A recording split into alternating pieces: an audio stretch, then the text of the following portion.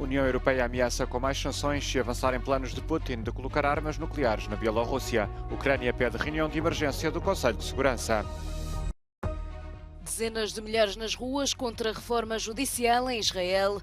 Ministro da Defesa demitido após apelar à suspensão do processo legislativo. Aeroportos, comboios, transportes públicos paralisados na Alemanha. Mega greve para exigir aumentos salariais face à inflação galopante no país.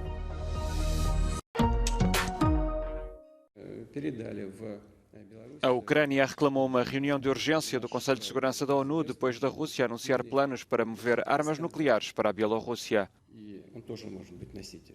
Os Estados Unidos retiraram importância à ameaça de Vladimir Putin, afirmando que não há qualquer indicação de uma transferência de armamento desse tipo, nem da intenção de Moscovo de recorrer a armas nucleares na Ucrânia. Já o chefe da diplomacia europeia, Josep Borrell, afirmou que o facto de Bielorrússia acolher armas nucleares russas constituirá uma escalada irresponsável e uma ameaça para a segurança europeia e sublinhou que a União Europeia está pronta para reagir com novas sanções.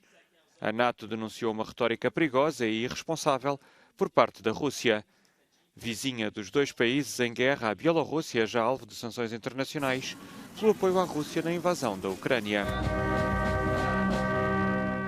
O Kremlin afirma que os planos para estacionar armas nucleares no país aliado é uma resposta ao apoio crescente do Ocidente à Ucrânia.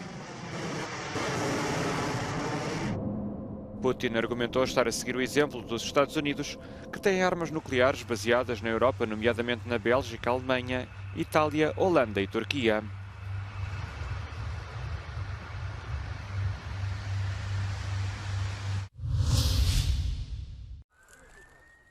Uma explosão numa zona residencial provocou 3 feridos na cidade russa de Kireevsk, que se situa a menos de 200 km de Moscovo e a mais de 300 da fronteira com a Ucrânia. De acordo com as autoridades russas, a explosão foi causada por um drone ucraniano carregado com explosivos.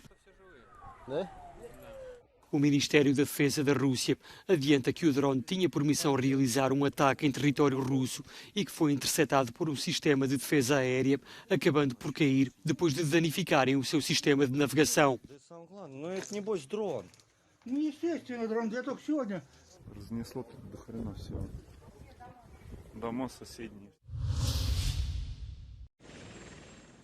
Dezenas de milhares de israelitas varreram o país em protesto contra a reforma judicial de Benjamin Netanyahu.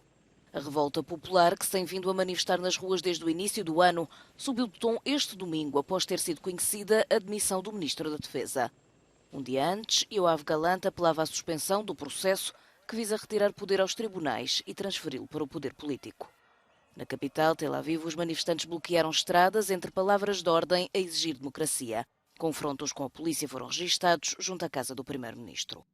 Numa breve declaração televisiva feita um dia antes, sábado à noite, o agora ex-ministro israelita da Defesa alertou para o que diz ser uma ameaça clara, imediata e tangível à segurança do Estado, dada a adesão de membros do Exército à contestação popular.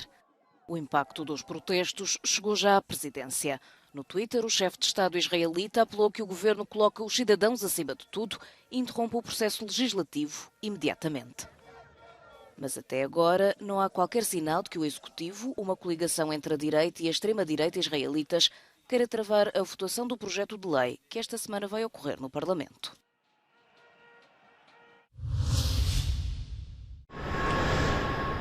Uma mega greve dos transportes de uma amplitude rara na Alemanha. O país iniciou a semana com uma paralisação que afeta aeroportos, ligações ferroviárias, transportes marítimos, empresas de gestão de autoestradas e transportes locais. Uma mobilização convocada pelos sindicatos para pedir aumentos salariais em resposta à inflação. A greve desta segunda-feira insere-se num contexto de tensões sociais crescentes na Alemanha, onde as paralisações para exigir melhores condições salariais se multiplicam desde o início do ano em vários setores, como a educação ou a saúde. Os sindicatos exigem mais de 10% de revalorização salarial. A inflação atingiu os 8,7% em fevereiro.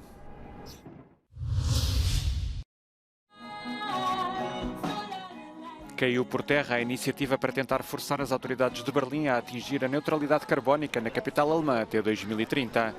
O Sim venceu com 51% dos votos no referendo deste domingo a iniciativa lançada pelo movimento cívico Klima Neustart Berlin.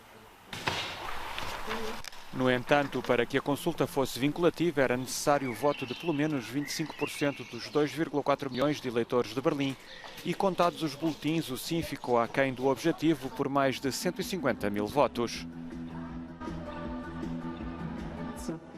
Na véspera do referendo, a fraca afluência a uma manifestação e concerto organizados na emblemática Porta de Brandeburgo semeava já o pessimismo. There's always protests, right? Demonstrations like we're doing right here, right now. The energy initiatives we want to look into are where people that live in an apartment block come together and figure out how they can put solar panels on their building, figure out how they can really generate their own power for themselves. The Conservative Party, the Christian Democratic Union, is expected to soon lead Berlin City Hall. One lawmaker with the party told Euronews that he was against the proposal, saying the time frame was too short and the price too high. However, he said more does need to be done to deal with climate change, and his party is promising billions to tackle the issue. O objetivo definido pelas autoridades de Berlim é de atingir a neutralidade carbónica até 2045, 15 anos mais tarde do que a proposta submetida a referendo. What I can do is like to support the youngsters and make the older people understand these times are over, to pollute this earth more and more. O movimento Klima New Start de Berlim diz que vencer o referendo não era o único objetivo, mas também mostrar aos cidadãos como envolver-se na política.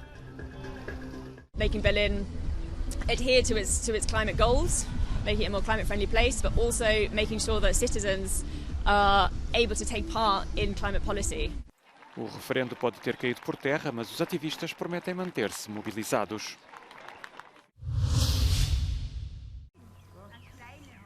A seca na Europa tem já um rosto visível, mesmo em países mais improváveis como a Áustria. A falta de chuva deixou as águas subterrâneas a níveis preocupantemente baixos em metade do país, especialmente na Áustria Oriental, onde o lago Zissi já secou completamente. Na memória dos moradores está ainda bem presente o momento, há alguns meses, em que viram milhares de peixes morrer. Man hat gewusst, dass der austrocknet. Wenn man das früher gemacht hat, hätten wir da sehr viel Fisch retten können eigentlich. Und das war verheerend. Da sind Container gestanden, da sind sie mit Bagger gefahren und haben die toten Fische rein und haben es fortgeführt. Normalerweise müsste hier in den Alpen momentan viel mehr Schnee liegen. In Westösterreich gab es in diesem Winter um ein Drittel weniger Niederschlag, dort drüben in Italien sogar um die Hälfte weniger. Und das hat schwerwiegende Konsequenzen für weite Teile Europas.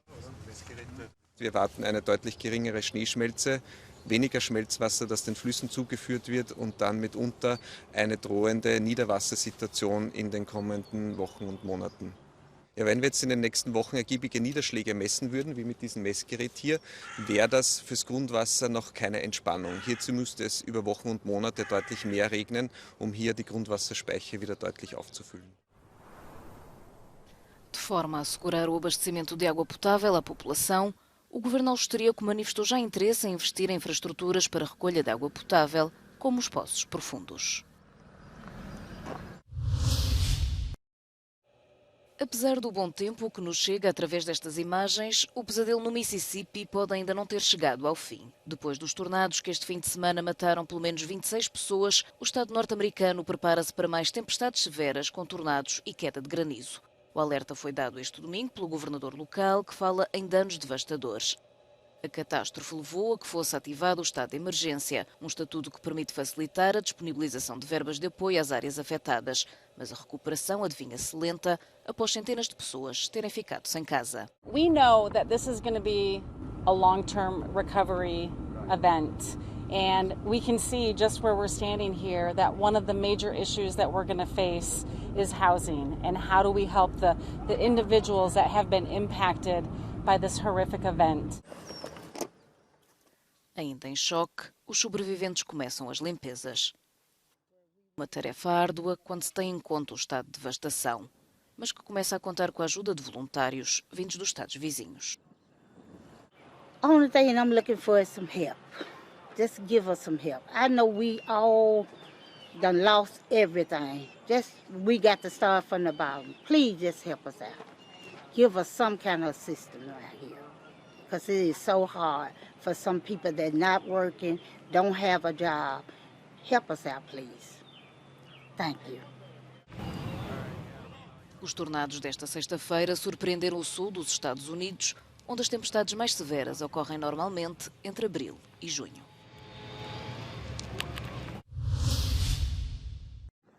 O primeiro-ministro do Iraque ordenou a suspensão das horas de trabalho esta segunda-feira em todas as províncias do país devido ao mau tempo. As fortes chuvas que estão a assolar o Iraque provocaram no domingo inundações em diversas províncias. Algumas já tinham decidido de forma independente a suspensão dos horários de trabalho, uma decisão agora alargada a todo o país. O nível dos rios subiu em diversas zonas e a água alagou muitas estradas e até inundou edifícios, incluindo a grande mesquita de Kufá e o aeroporto internacional de Najaf. Até o momento não há registro de vítimas desta intempérie no Iraque. Os cubanos foram chamados às urnas este domingo para eleger uma nova Assembleia Nacional, mas os números da abstenção ameaçam ser os maiores desde o triunfo da Revolução em Cuba em 1959. Há 470 assentos por preencher no Parlamento cubano para um período de 5 anos, mas não havia candidatos da oposição ao Partido Comunista de Cuba, o único legal na ilha caribenha. As eleições também não tiveram observadores internacionais e pelo menos 3 ONG de observação independente, citadas pela agência EFE, qualificam este sufrágio como o mais irregular desde 1976.